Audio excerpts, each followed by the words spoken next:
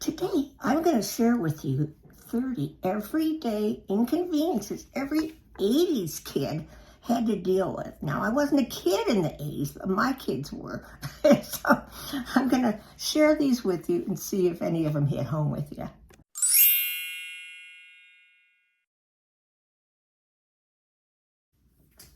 Hi, Grandma Bev here from Life with Grandma Bev, and welcome back to my channel. Well, as I said, I ran across some articles in my little news feed. I thought it might be fun to share it with you guys. It's kind of fun sometimes to reminisce about how things were.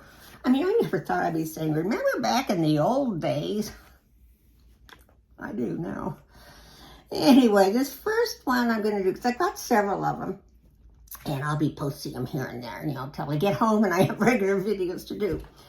So this one, of course, is the 30 everyday inconveniences of every 80's kid. All right. The first one was burning your fingers on a metal playground slide. Now, those were around back in the 60's, too, when I was a kid growing up. Boy, wouldn't just be your fingers. You get your butt, if you had shorts on, to get your legs. Yeah, see, it says here, you could consider yourself lucky if the only thing that got burnt was your fingers. Yeah, let's see. Now, some people still do this. Most of us don't. We kind of graduated from writing down directions or memorizing them before a trip. I tell you, we drive along. We've got our maps thing on telling us where to go, and we say, what do we do without these? But, sometimes I miss maps because I want to see a big picture. So if we're doing a real long trip, I'll get a map and I'll mark the map all up. But otherwise, if we're just going to new places, we do it on the thingamajig. Okay. Next one. Oh, getting stuck with a scratched CD that keeps sticking. Yeah, I remember that, But that was the same thing with vinyl records when I was growing up in the 60's. I get to a thing. So in the 80's kids' days, it was CDs. Now this wasn't too bad. I don't think this is that bad for kids in the 80's, but it's flipping through every channel to find something to watch. In my day, we had three, maybe 4 channels. 4 would be like a local channel. And those are the ones you had to choose from. And it just floors me how we have so many channels, and I'll be sitting there going through them all trying, there's nothing to watch. Poor me. But back when my kids they had more to watch, there were more things to go around. Okay, carrying a boombox to play music outside. What's wrong with that? I still like that. I don't have one anymore, but if you were going to go outside, like on a picnic or somewhere, it'd be fun to have a boom box to try on, to carry around. Because I'm one, and I still am. I like my music loud. Bob doesn't. So in the car, when he's in there, I can have it up as loud as I'd like to, but when he's not in it. And we have... getting sunburned because nobody used sunscreen. I remember, and I still feel guilty about this. We moved to Fresno when my boys were like 2 and 5, yeah. And we weren't used to that heat you get down there, right? Because we were from the San Francisco Bay Area. And then one day we were outside, I let them outside playing. They didn't have shirts on and everything. Poor little Alan had these blisters. I felt terrible. But, nowadays they say use sunscreen, but a lot of people don't. But then there are a lot to do, and that's good for you. Okay. I'm trying to find someone in a crowd without a cell phone. My issue is always we're in a store, like a grocery store or somewhere. And I'll go off somewhere else, and Bob will go somewhere else. And there's like, And I walked through the whole store, looking up and down every aisle. He's doing the same thing probably from the other end, trying to find each other. And we can just use our cell phone. And, hey, where are you? Rearranging TV antennas to get clear signals. Oh my God. Used to have what they call little rabbit ears, and little things sat on top of your TV and went. Yeah, in fact, there's a picture of them right here. And people used to be trying to get channels in clearer, and it was a real pain. Even now, you have that problem, like in the motorhome. You have like, what do you call those? A dish up on top of the rig. And you got to turn it. Even in the house, right? Turn it to the right direction. Okay, how's it now? How's it now? So some of these things I think still pertain. Oh, waiting for your favorite song to come on MTV. Now, like I say, this is in the 80s, so I was in my 30s. And I remember I used to always have MTV on, listening for songs, or VH1. When I'd go to bed at night, I'd turn it on, because at my, close to the late 80s is when I got separated. So I always turned the TV on in my room and had music playing all night. And I don't remember doing this, but maybe some of you do. Accidentally clicking print too many times on a dot matrix printer. I guess that happens sometimes, huh?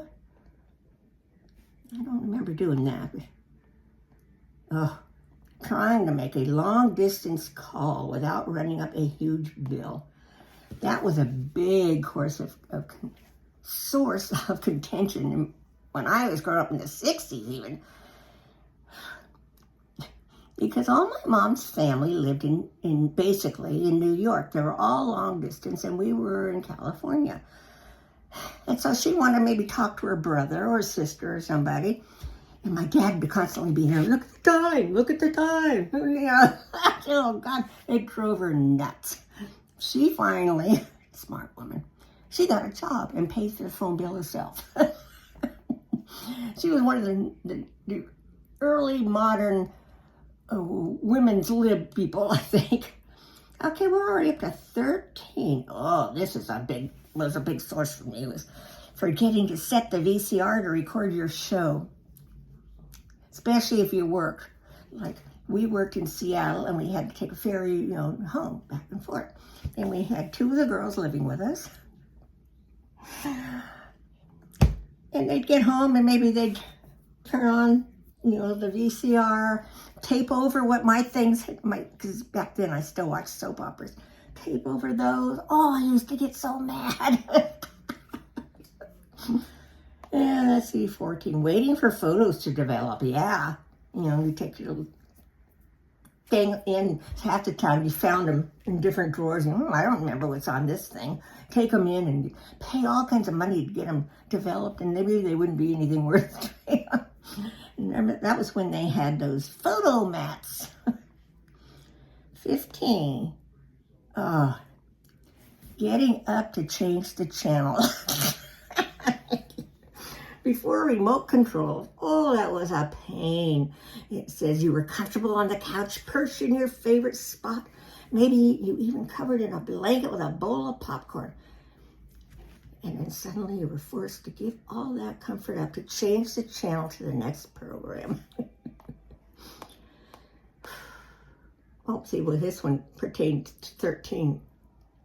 Accidentally taping over something important. Yes. That happened often. We still have to do some of this. Not as much, though. Number 17, having to wait a full week for the next episode to air. There was no streaming or anything. So the only way you could see it was if it was on the TV, And if you missed that night, or if you forgot to set your TV to record, you missed out on a big episode you're waiting for. Remember getting kicked off the computer for a phone call? Or you push the thing on, you hear all this, It's going on to connect. Just about be working away, and all of a sudden the phone would ring. Ah. Or you'd want to use the computer, and one of your kids would be on the phone. These were such horrible times. Okay, number 19, not knowing who was calling. The phone rang. You didn't know who was going to be on that other end when you picked it up. Now, at least I just don't answer. If I don't recognize the phone number, or maybe it'll say a place, if I don't recognize it for anything, I don't answer it. I say on my message, I say that exact thing. If I don't recognize your number or your name, or it says unknown, I'm not going to answer. So if this is important, please leave your message and I'll get back to you. Well, maybe I've had two things do it. It's usually always, always spam or stuff like that, potential spam. Number 20, being stuck with one radio station on long trips. Not only that, but if you're out in the boonies somewhere, all of a sudden, you lose reception and you can't hardly hear those crackling, trying to hear it. Oh, I hated that. The kids and I used to always drive down to California at least a couple times a year for them to see my parents, who were their grandparents. And they were teenagers, basically, my sons were. And so we would record tapes, cassettes. And going down I-5, like from Redding and on, well, even through the mountains, you wouldn't get reception. So we had all these songs we'd be playing the whole trip. Everybody had their little tapes and we'd play the songs. Okay.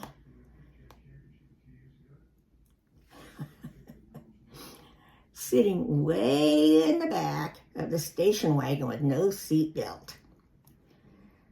Well, I got to show you the picture of it. It almost looks like my kids, but it's not.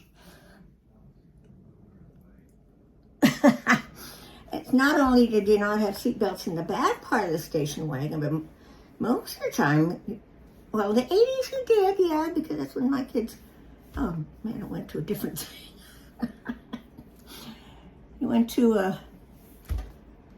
was in the late 60s, 70s when they started requiring seatbelts. So I started having my kids wear seatbelts right away. So if my kids say in the 80s that they were in cars without seatbelts, it was because they weren't in my car with me. No,